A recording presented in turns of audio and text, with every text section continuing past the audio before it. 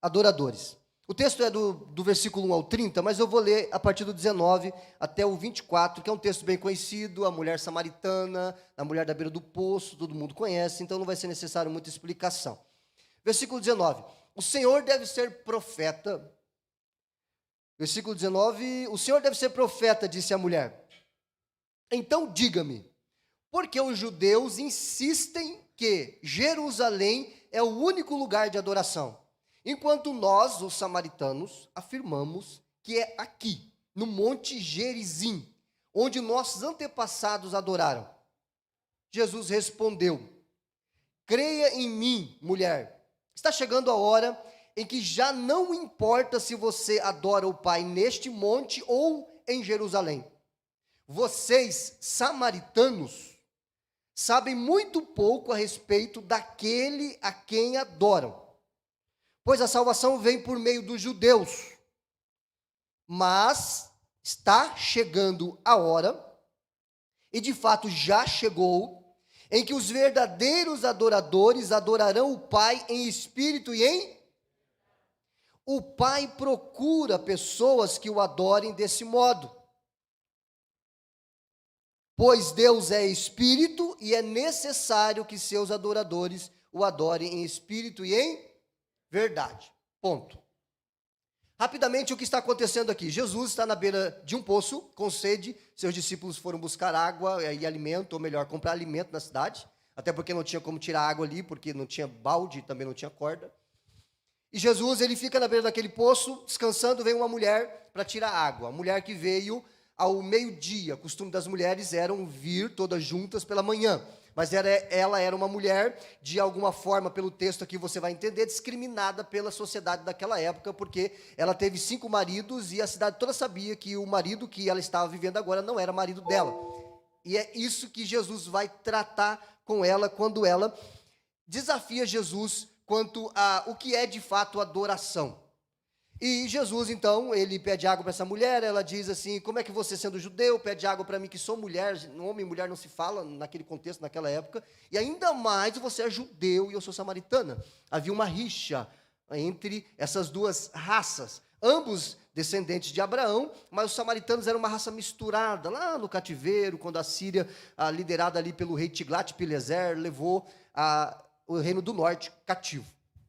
Então ele mandou outros povos para morarem ali, misturaram com os judeus que ficaram e deram origem aos samaritanos, que tinham uma adoração mesclada. Eles adoravam o Deus de Israel e adoravam os falsos deuses. Então o judeu puro sangue, ele não tinha relacionamento com o samaritano. E o samaritano, né, por sua vez, por ser discriminado pelos judeus, então eles lá e a gente aqui, pronto. Então ela diz, como é que você, sendo judeu, pede água para mim? Aí Jesus vai falar, se você soubesse quem está aqui, quem está falando com você, você ia pedir água para mim, eu ia te dar água viva. Mas que água é essa? O senhor não tem balde, não tem corda, o poço é fundo. E o diálogo vai correndo ali, até que Jesus manda chamar o marido dela, e ela revela ali que não tem marido. Aí Jesus então revela o problema dela, o problema emocional, o vazio existencial que ela tentava preencher com os relacionamentos.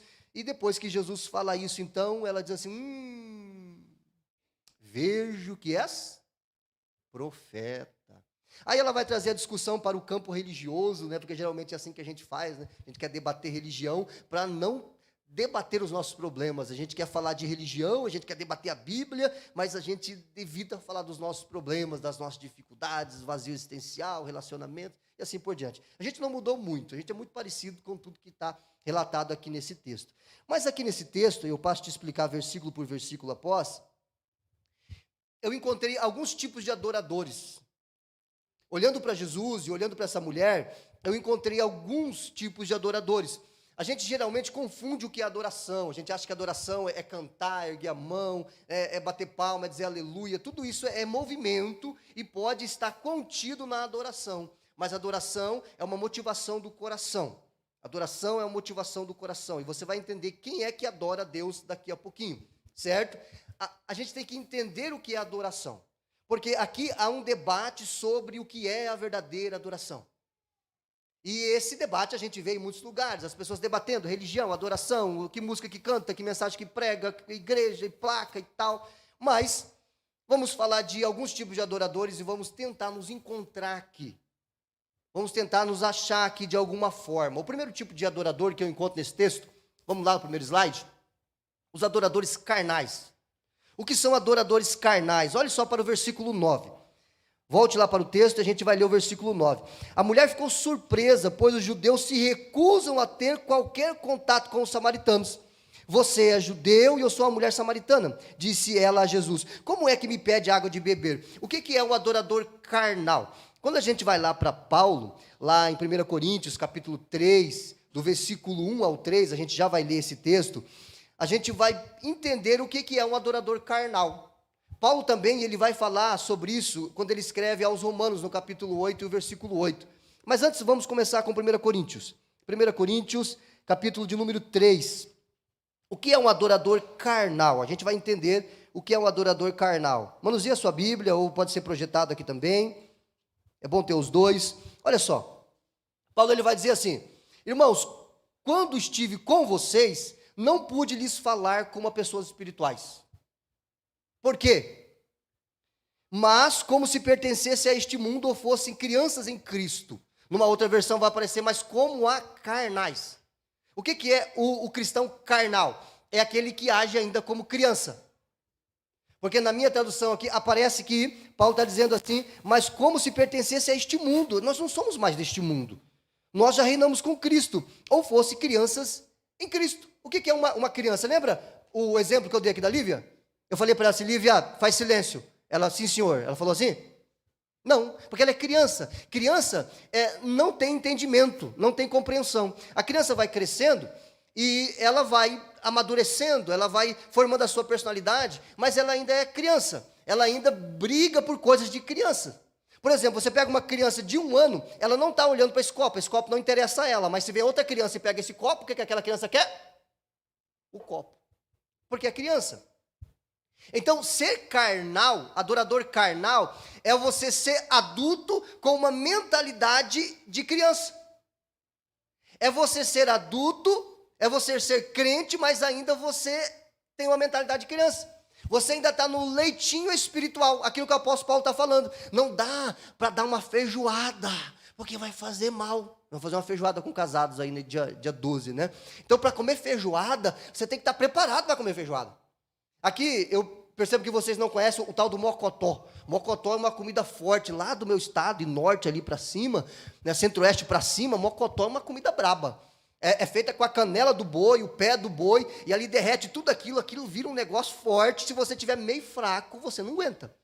Tem uma outra coisa também, caldo de piranha. Piranha é aquele peixe espinhento que come os boi quando passam ali no rio, e pensa num peixe forte. E meu pai, quando ele prepara o caldo de piranha, ele bota muita pimenta, a Denise não consegue comer. O negócio já é forte, quente, com pimenta. Então, no inverno, Jesus amado, se você tiver meio mal das pernas, você vai capotar. Só que assim, se você não tiver, você não pode dar isso para a criança. A gente não pode. Não é pegar o garotinho aí e falar que é caldo de piranha. Ele não consegue. O próprio peixe, quando a criança vai comer, o pai e a mãe têm que ajudar, porque pode se engasgar com espinho. Então é isso que Paulo está dizendo aqui, ó. Irmãos, quando estive com vocês, não pude lhes falar como a pessoas espirituais, mas como se pertencesse a este mundo, ou fosse criancinhas em Cristo. Tive de alimentá-los com leite e não com alimento sólido. Ele podia colocar aqui mocotó, caldo de piranha, pois não estavam aptos para recebê-lo ainda. E ainda não estão, pois que ainda são controlados pela carne, a natureza humana. Têm ciúmes uns dos outros, discutem, brigam entre si. Acaso isso não mostra que são controlados por sua carne, por sua natureza humana, e que vivem como pessoas deste mundo? Então, quando essa mulher aqui, ela diz assim para Jesus, não falo com você. Ó, de mal. Está agindo como um adorador carnal. Porque não entendeu que a nossa luta não é contra a carne e o sangue, mas sim contra principados e potestades. Eu não luto contra o meu semelhante. A minha luta não é contra a minha esposa. A minha luta não é contra o Alisson, a minha luta é no mundo espiritual, e eu luto através da oração, através do conhecimento da Bíblia. Ela diz assim, a gente não se fala, porque a gente tem uma rixa. Amém, irmãos? Quando nós nos definimos como cristãos, nós devemos estar dispostos a viver os princípios da palavra de Deus. Um deles é o perdão. Quem merecia o perdão de Cristo aqui? Ninguém. E ele nos perdoou. E o nosso pecado contra Deus é muito maior do que o pecado de alguém cometido contra a gente. Então são princípios que nós precisamos viver. Se você não quer, uma coisa é tradução de não consigo é não quero. Eu não consigo. É melhor ser sincero e dizer assim, eu não quero. Vou parar com esse negócio de perdoar. Estou fora disso, não é para mim. Deus, se Ele quiser, Ele que perdoe. Mas eu não sou Deus, eu não perdoo. É melhor ser sincero e dizer assim, estou fora desse negócio. Não quero isso para mim. Porque essa mulher, ela estava discutindo sobre adoração, mas ela era uma adoradora carnal. E lá no versículo 17 e 18, Jesus vai revelar a situação dela. Você teve 5 maridos e o que você tem agora não é seu, ou seja, o cabra é casado. Ah, mas eu sou adoradora. Aí vocês adoram no templo e a gente adora no monte. E quem é que está certo? Não, vamos baixar o nível. Antes da gente discutir adoração, vamos falar da sua vida? Vamos falar dessas coisas que precisam ser consertadas, desses quartinhos escondidos na sua alma que você precisa entregar a chave para Jesus para Ele entrar e fazer uma faxina.